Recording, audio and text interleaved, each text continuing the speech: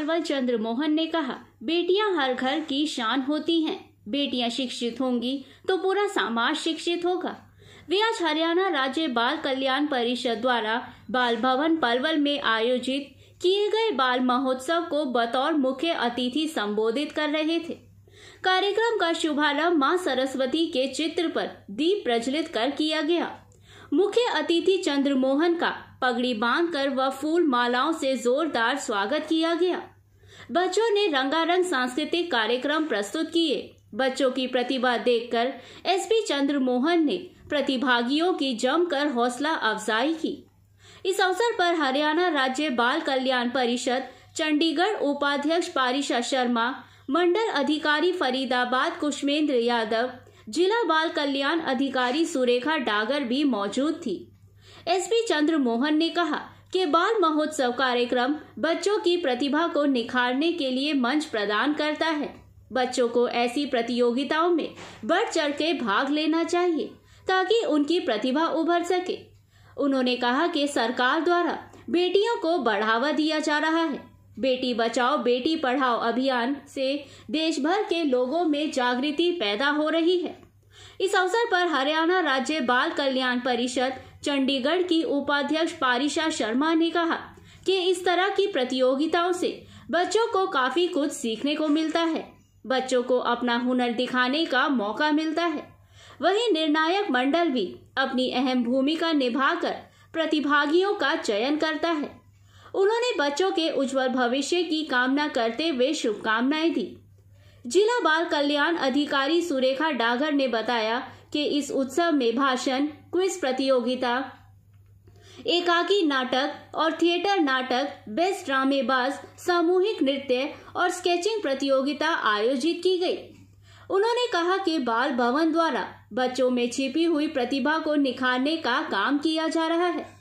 प्रतियोगिता में सरकारी एवं गैर सरकारी स्कूल के बच्चों ने भाग लिया है। जिला स्तरीय प्रतियोगिता के विजेता बच्चों को राज्य स्तर पर जाने का अवसर प्राप्त होगा।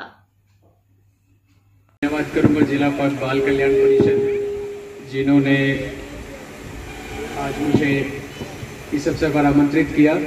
पहले तो सबसे पहले जितने तारीफों के पुल बंद हैं इतना कुछ है नहीं, ठीक है। This is quite unfortunate. अगर ऐसे कहूँ कि स्टार्टिंग में उन्होंने कहा बहुत ईमानदार। देखिए, एक समय था जब ईमानदारी को हम फॉर ग्रांटेड लेते थे और करप्शन एक दुराचार था। उन लोगों को हम सेग्रीगेट कर रहे थे। एक समाज के तौर पर आज हम उस स्टेज पर आ खड़े हुए हैं कि हमें किसी की ईमानदारी की प्रशंसा करनी पड़ रही है। वैसे एक समाज के दृष्टिकोण से देखें तो बड़ी दुखद प्रोग्रेस हमारी, इसे मैं कहूँगा, आज़ादी के बाद। क्योंकि ईमानदारी तो वो चीज़ है जब हम बच्चा पहली कक्षा में जाता है उसके बाद उसको सिखाते हैं कि वो ईमानदार अपने प्रति रहे, समाज के प्रति। तो उसके दायित्व जब वो जवान होता है, समाज के अंदर नौकरी करने आता है, तब उसका आता है। But this is quite unfortunate. But फिर भी आप सभी का बहुत बहुत धन्यवाद। और सबसे बड़ी लर्निंग अगर मैं कहूँगा आज, इससे अगर कोई हम सबको लेनी चाहिए जो हम 30 वर्ष की उम्र क्रॉस कर चुके हैं, कि जिस एनर्जी के साथ ये बच्चे परफॉर्म कर रहे थे, अगर महीने में हम एक दिन भी ऐसा कर लें तो हमें ना घुटनों की प्रॉब्लम है ना मोटापे की प्रॉब्लम है। टू बी वेरी फ्रैंक, जिस फ्री स्टेट ऑफ माइंड के साथ ये बच्चे परफॉर्म कर रहे थे तो वो बड़ा ही सुखद था। हर छोटी बिटिया के अंदर मुझे अपनी खुद की बेटी दिख रही थी। मेरी बेटी भी 8 ही महीने की है। मैं बस ये देख रहा था 1 साल में होगी तब ये यहाँ ये परफॉर्म कर रही होगी। तो बीच में एक संदेश भी दिया इन्होंने कि बेटी बचाओ बेटी पढ़ाओ। तो देखिए, ये तो हम सभी मानते हैं कि बिटिया जो है वो हम सब के घर की शान है। और इसमें बड़ा अच्छा इंसिडेंट मैं आप सभी से शेयर करूँगा। तो जब मेरी बिटिया हुई तो मेरे एक दोस्त ने मुझे कहा, कहता तुम एक डिफरेंस बताता हूँ। तो उसके एक बेटा एक बिटिया है, तो वो 1-1.5 साल के डिफरेंस है। तो कहता आप ना बेटी को डेली चेरिश करोगे। मैं कैसा क्यों, मतलब जस्ट क्यूरियोसिटी से। तो उसने कहा मैं बताता हूँ। कहता मेरा बेटा है 9वीं में, बिटिया है 11th में।